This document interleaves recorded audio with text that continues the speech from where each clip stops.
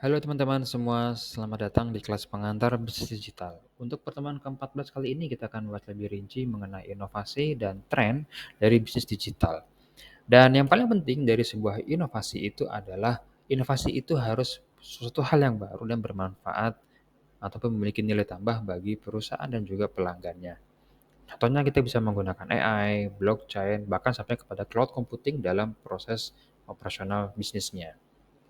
Untuk jenis-jenisnya sendiri daripada inovasi ini, yang pertama kita bisa mengembangkan produk, ataupun juga kita bisa memperbaiki efisiensi dan efektivitas dari proses bisnis kita agar lebih cepat, lebih mudah, ataupun juga kita bisa mengubah cara perusahaan menghasilkan pendapatan dan memberikan nilai kepada pelanggan. Contoh, Netflix ini adalah inovasi karena dia mentransformasi daripada penyewaan DVD langsung kepada layanan streaming, dan Amazon juga dia contoh daripada toko buku offline seperti Gramedia dan sebagainya berubah menjadi toko buku online bahkan menjadi marketplace global yang besar pada saat ini. Dan untuk inovasi dalam bisnis contohnya yang pertama kita bisa menggunakan strategi berupa kolaborasi, kemitraan, investasi dalam research and development ataupun juga kita bisa menggunakan inovasi daripada budaya suatu perusahaan. Kita bisa membangun lingkungan kerja yang mendorong kreativitas dan eksperimental, seperti yang dilakukan oleh perusahaan-perusahaan besar, contohnya seperti Google dan juga Meta. Untuk alat dan teknologi yang digunakan, kita bisa memanfaatkan big data analytic, ya, seperti yang sudah kita bahas sebelumnya. Kita juga bisa menggunakan yang namanya cloud computing, bahkan juga kita bisa mengintegrasikan developer operasional ya dengan mengintegrasikan pengembangan dan operasi untuk mempercepat siklus pengembangan perangkat lunak.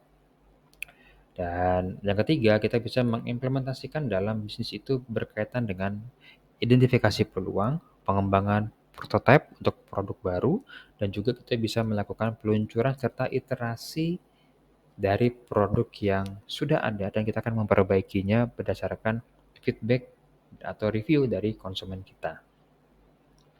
Tentu ini semua tidak lain tidak bukan demi meningkatkan daya saing kita terhadap kompetitor yang lainnya. Karena kita akan meningkatkan efisiensi, pengalaman pengguna, sampai kepada ekspansi pasar dan juga kita di sini menunjukkan bahwa perusahaan itu sangat responsif terhadap perubahan mulai dari permintaan pasar sampai kepada mungkin ada peraturan pemerintahan di negara tertentu. Dan tentunya akan meningkatkan diferensiasi karena perusahaan tersebut sangatlah unik karena memiliki inovasi yang baru dan juga bermanfaat. Untuk studi kasusnya contoh pertama tadi kita sudah bahas ada Netflix, di mana di sini dia mengubah dari rental DVD konvensional menjadi layanan streaming online dan itu adalah nilai lebihnya. Sedangkan untuk dalam negeri kita tahu ada yang namanya Gojek, di sini memiliki inovasi, memiliki nilai lebih, ada super app yang menawarkan untuk bisa pengiriman barang, pemesanan makanan, pemesanan ojek online di awalnya, sampai kepada pemesanan taksi, bahkan juga bisa melakukan pembayaran. Implikasinya bagi perusahaan itu adalah yang pertama, kalau perusahaan menggunakan AI, pasti semuanya akan lebih mudah, lebih cepat untuk bisa menganalisa kebutuhan konsumen kita. Dengan adanya chatbot juga membantu perusahaan untuk bisa menjawab ataupun berkomunikasi dengan baik kepada konsumen. Dan untuk tren berikutnya adalah IoT, ya, yang dimana kita bisa mengakses perangkat keras melalui internet dimanapun dan kapanpun, sehingga kita tidak perlu ada kontak fisik secara langsung terhadap perangkat keras yang kita miliki oleh suatu perusahaan. Seperti misalnya kita bisa mengumpulkan data dari alat yang digunakan, ya seperti BIM, misalnya kita bisa mengetahui oh ini BIM sering dipakai di jam tertentu dengan durasi waktu tertentu dan rute-rute tertentu.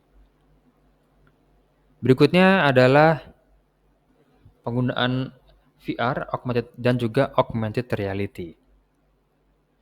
Contohnya bisa pemanfaatan virtual store dengan berbasis VR ya. Kita menggunakan kacamata, kita bisa berbelanja langsung dengan aplikasi seperti kita berada di toko offline.